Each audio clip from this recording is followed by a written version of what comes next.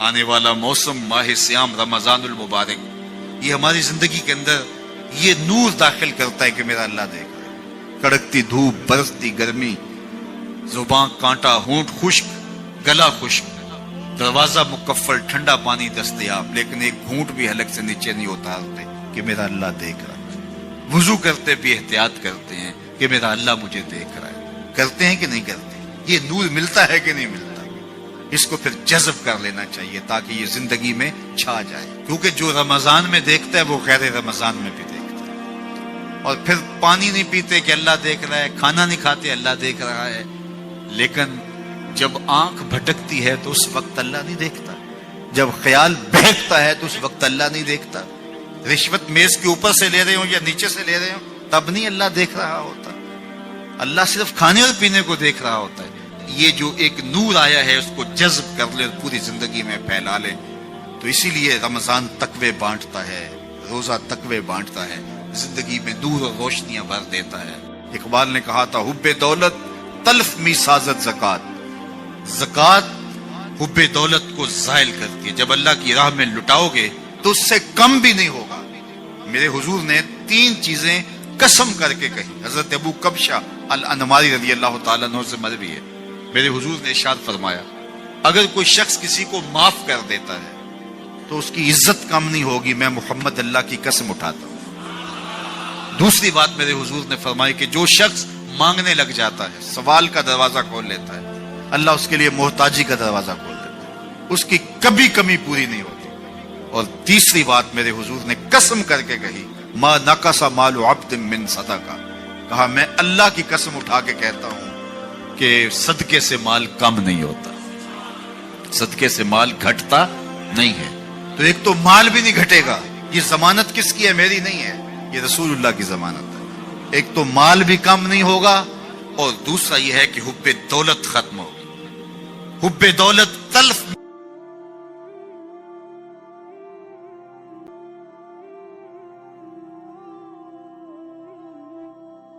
لوگوں کے ساتھ ملاقات کے وقت آپ کا چہرہ کھلا ہونا چاہیے، چہرے پہ خشونت، چہرے پہ رعونت، چہرے پہ سرکشی کے آثار، تکبر اور غرور کے آثار، یہ کسی بھی انسان کو زیبا نہیں دیتے۔ تکبر صرف اللہ کی شان ہے، اور اس کے اسماء مبارکہ میں سے ایک اسم مبارک متکبر ہے۔ الکبریاء اور ردائی، کہا کبریائی میری چادر ہے، اور جو مجھ سے میری چادر چھیننا چاہے گا میں اس کو جہنم کی آگ میں ڈالوں گا۔ اس کائنات میں ہونے والا پہلا جرم تکبر ہے۔ جب ابلیس کو آدم علیہ السلام کے سامنے سجدہ کرنے کا حکم دیا گیا تو اس نے کہا کہ میں تو سجدہ نہیں کروں گا، ابا واستکبر وکان من الکافرین، اس نے انکار کیا بوجہ تکبر، اور تکبر رائی کے دانے کے برابر بھی اللہ کو پسند نہیں ہے۔ اور قیامت کے دن جب لوگ سور اسرافیل سے آغوش موت میں ہوں گے تو اللہ تعالیٰ جل شانہ لوگوں سے خطاب کرے گا، تو اس میں ایک جملہ یہ ہوگا این المتکبرون، تکبر کرنے والے کہاں ہیں؟ تو لوگ آغوش موت میں ہوں گے تو کوئی سر نہیں اٹھائے گا۔ اللہ فرمائے گا این الملوک، بادشاہ کہاں ہیں؟ کیونکہ زیادہ تکبر بادشاہوں میں، حکمرانوں میں ہوتا ہے۔ تو اللہ تعالیٰ فرمائے گا ان المتکبر، میں متکبر ہوں، یہ میری شان، ان المالک، میں بادشاہ ہوں۔ تو بادشاہی اسی کو زیبا ہے، تکبر اسی کو زیبا ہے۔ تو نصیحت کرتے ہوئے فرمایا ولا تصائر خدک للناس، لوگوں کے سامنے اپنی گردن کو، اپنے چہرے کو، اپنے رخسار کو ٹیڑھا نہ کرنا۔ ابن منظور افریقی نے لسان العرب میں لکھا ہے کہ یہ سعر سے نکلا ہے، اور یہ اونٹ کی ایک بیماری ہے۔ جس طرح بندوں کو لقوہ ہو جاتا ہے، اس کا منہ ٹیڑھا ہو جاتا ہے، تو اونٹ کو ایک بیماری لگتی ہے، تو جب وہ بیماری اس کو لگ جائے تو اس کی گردن ٹیڑھی ہو جاتی۔ تو عرب کے محاورے کے مطابق قرآن نازل ہوا ہے، تو اشارہ کیا کہ جس طرح اونٹ کی گردن ٹیڑھی ہو جاتی ہے تو تکبر کی وجہ سے تمہارا چہرہ بھی ٹیڑھا نہ ہو جائے. یہ تمہارا چہرہ اچھا نہیں لگتا، اس پہ خشونت، اس کے اوپر غصہ، اس چہرے کے اوپر جو ہے وہ وحشت اچھی نہیں لگتی. اس چہرے کے اوپر تبسم اور مسکراہٹ اچھا لگتا ہے. یہ چہرہ ہنستا ہوا گلاب جیسا ہی اچھا لگتا ہے. تو اپنے رخسار کو ٹیڑھا نہ کرو، اپنے لہجوں کو خوبصورت بناؤ، آنے والے سے خندہ پیشانی سے ملو، اور لوگوں کے ساتھ تمہارے رویوں کی خوبصورتی تمہارے چہروں سے دکھائی دے. علامہ آلوسی کہتے ہیں کہ بعض کا بندہ کسی کے سامنے بچ ہی جاتا ہے.